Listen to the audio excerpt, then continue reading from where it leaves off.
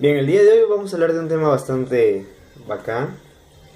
Vamos a hacer una introducción a lo que son las famosas curvas algebraicas.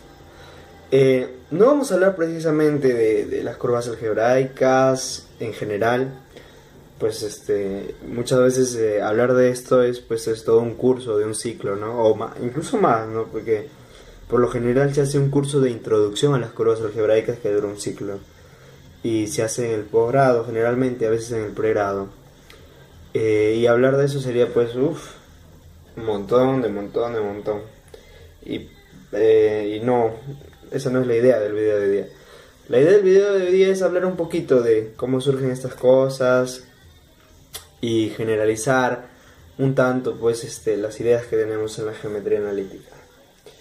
Bien, el estudio de las curvas algebraicas es bien interesante porque sus orígenes vienen más o menos de... Bueno, sus orígenes se remontan a cuando pues Descartes y Fermat, ¿no? Sentaron las bases de lo que se conoce como la geometría analítica. Bueno, ¿por qué geometría analítica? Con la concepción del plano cartesiano y la idea pues de que las figuras geométricas puedan verse representadas por ecuaciones. Entonces es como que se haya una relación entre lo que es la geometría y el álgebra, ¿no? Es la primera relación. Y es esta relación primeriza que se encontró entre la geometría y el álgebra, pues con el pasar de los tiempos se fue profundizando, se fue entendiendo más cosas, se consiguieron generalizar muchas cosas y se fue abstrayendo y abstrayendo hasta pues que llegamos al siglo XX, ¿no? Donde ya esto explota así de una manera genial, ya con todos los trabajos pues de Weyl, de Grothendieck. La geometría algebraica pasa pues de ser el estudio de ciertas cosas a ser una de las cosas más importantes y fundamentales de las matemáticas. Bien, no voy a andar mucho en eso, pero quería hablar de eso, ¿no? Entonces, esto nace pues encontrando la relación entre el álgebra y la geometría. Bien, nosotros vamos a hablar de un caso particular de curvas algebraicas. Este caso es donde f es un polinomio en dos variables con coeficientes reales. Este de acá, el b de f, vendría a ser el conjunto de ceros del polinomio. El b viene del vanishes, o bueno, a veces también se pone z de f como los ceros de f, ¿no? Entonces, si tienes un polinomio de dos variables, este conjunto es el conjunto de ceros. Y vendría a ser nuestra curva, ¿no? Por ejemplo, en la función, tenemos acá dos funciones, dos polinomios en dos variables. F igual y menos x cuadrado y g igual a x cuadrado más y cuadrado menos 1. Ahora, hallemos los vanishes de estas dos. Entonces tenemos que el b de f sería pues la parábola, ¿no? Y el b de g sería la circunferencia de radio 1, ¿no? En el plano r cuadrado. Entonces, todas nuestras figuras geométricas que tenemos en las cabezas usuales, por ejemplo las cónicas, las rectas, todo se pueden ver de esta forma, como conjunto de ceros de polinomios, ¿no?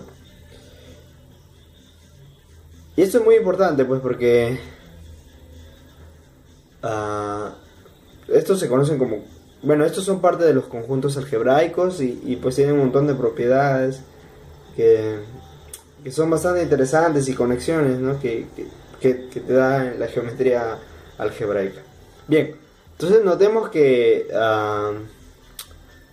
los ceros nos dan figuras que vamos a llamar curvas, y por otro lado notemos que los ceros de f es igual a los ceros de f cuadrado igual a los ceros de f cubo, igual así, ¿no? ¿Y esto por qué? ¿Esto por qué? Porque si tú tienes que x al cuadrado es igual a 0, tienes que x es igual a 0, ¿no? Entonces,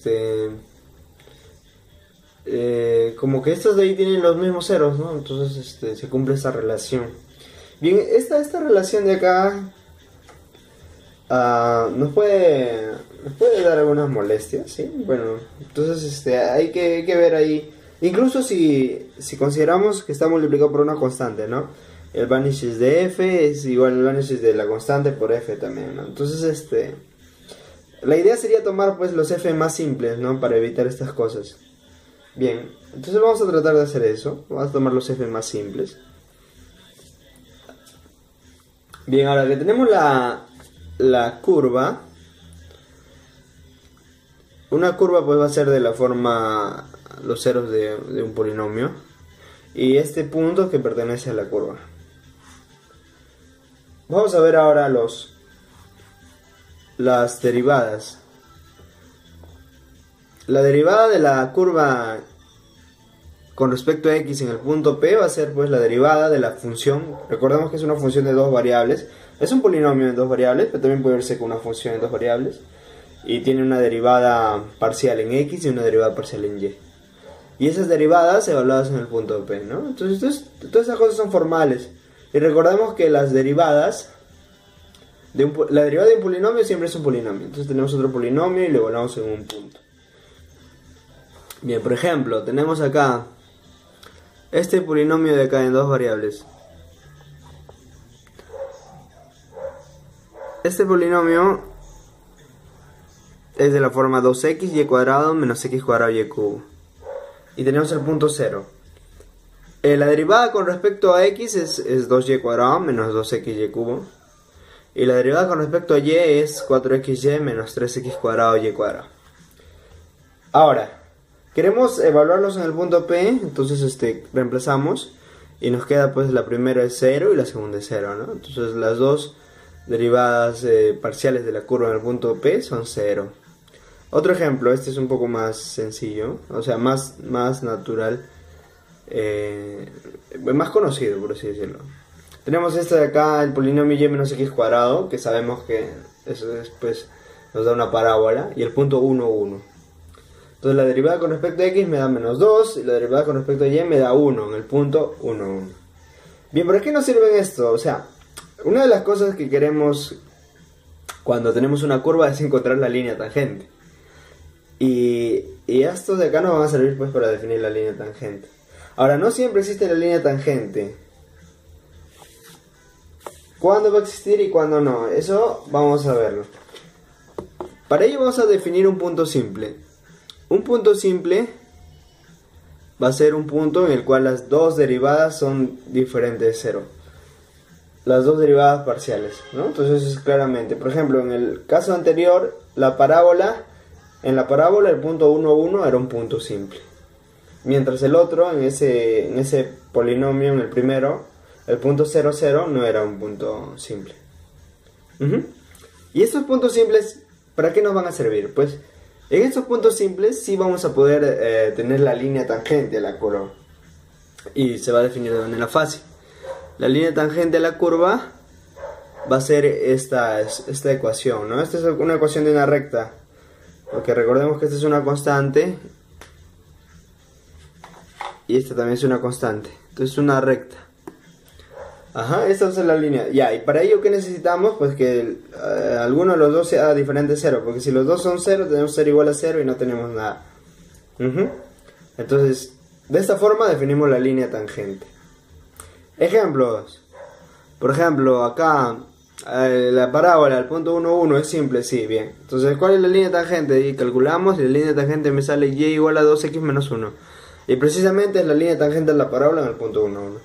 Todo esto recontra sencillo. Ahora, ¿qué pasa cuando el punto no es simple? Se le llama punto singular. ¿Cuándo va a ser un punto singular? Cuando las dos derivadas se anulen. Ejemplo, tenemos esta de acá. ¿Sí? Se puede calcular las derivadas y se puede ver que las dos se anulan. Y vemos que acá precisamente es un punto singular porque acá es como una punta. Entonces esta curva tiene una punta y en esta punta no podemos pues definir la tangente tal cual hemos definido antes, ¿no? Bien, este punto se llama punto de reversión porque la curva viene y vuelve, ¿sí? Ahora, el estudio de puntos singulares también es muy bacán porque hay muchos tipos de puntos singulares. Acá tenemos otro tipo. Esta se parece a una curva llamada la curva de Tarski-Mahusen, algo así creo. Es de ese tipo, donde la curva se autointersecta, ¿ven? Vamos, es como un lazo, viene y va, se autointersecta. Entonces el punto P no es singular, porque acá, pues, ¿cuál sería la tangente? Porque acá tenemos una tangente y tenemos otra tangente, ¿no? Tenemos dos tangentes. Bueno, estos puntos se le conocen como puntos múltiples. Y son puntos singulares. ¿En qué? En el punto 0, 0. Eso se puede calcular directamente. Entonces hay un montón de tipos de puntos singulares. Es dependiendo de la multiplicidad. Puede intersectarse dos veces, como acá. Puede autointersectarse 3, 4, n veces. Entonces eso va a depender de la multiplicidad del punto, ¿no? Y eso se calcula, pues, poniendo el polinomio como suma de polinomios homogéneos. Todo eso lo vamos a ver en otro video, ¿sí? Lo que quiero acá es, pues, que vean que estas cosas tienen un interés por sí mismas. Conocer qué tipo de curvas son, cómo son, se autointersectan y todo eso. ¿Hay cosas importantes relacionadas a esto? Sí, hay cosas importantes. Por ejemplo, una curva con solo puntos simples se llama curva no singular. Esa es una definición. La otra, toda curva tiene un número finito de singularidades.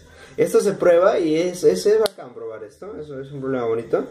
Entonces vemos que una curva cualesquiera solo puede tener un número finito de singularidades. O sea, solo va a haber un número finito de cosas raras en la curva. Todo lo demás va a ser simple, regular, y todo lo demás vamos a tener línea tangente. Bueno, este video quiero que sea el inicio de una serie de videos que hablemos un poco de curvas algebraicas. Hay muchos resultados muy interesantes. Por ejemplo, no solo hablaremos de una curva, ¿no? Y sus puntos singulares, que de por sí es muy interesante, sino también hablaremos de qué pasa con dos curvas. Dos curvas se intersectan, ¿verdad? Pero a veces, ¿qué pasa en cuántos puntos se intersectan? ¿Cómo es la intersección? A veces la intersección es una intersección muy especial. Por ejemplo, cuando las líneas tangentes en los puntos de intersección coinciden. Y hay un montón de casos.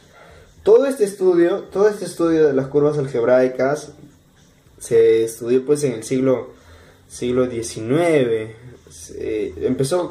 Todo eso empezó con la geometría analítica, se fue estudiando. En el siglo XIX se estudió un montón y se encontraron un montón de resultados. Entre ellos, pues, tenemos el teorema de Besud, que nos dice que si el grado de una curva es m y el grado de otra curva es n, bueno, son curvas en el plano proyectivo. Eso lo vamos a hablar también. Entonces, lo que te quiero decir es básicamente que el número de puntos de intersección de dos curvas de grado m y n es m por n en el plano proyectivo. Es un teoremón. Y hay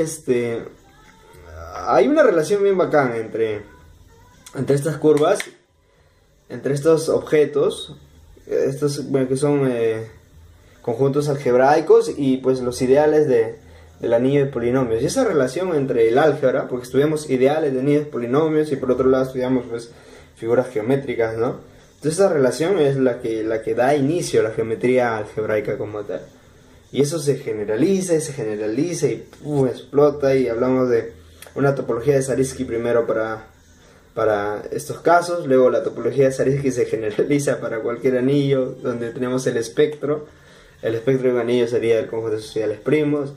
Y luego de estas nociones del espectro de un anillo se generalizan más a las cosas que son teoría de esquemas, ¿no? Los esquemas son cosas más generales y wow, y todo esto llena las matemáticas por todos lados y es súper bacán. Entonces este video es un inicio, vamos a hablar poco a poco de esas cosas. Espero que les agrade.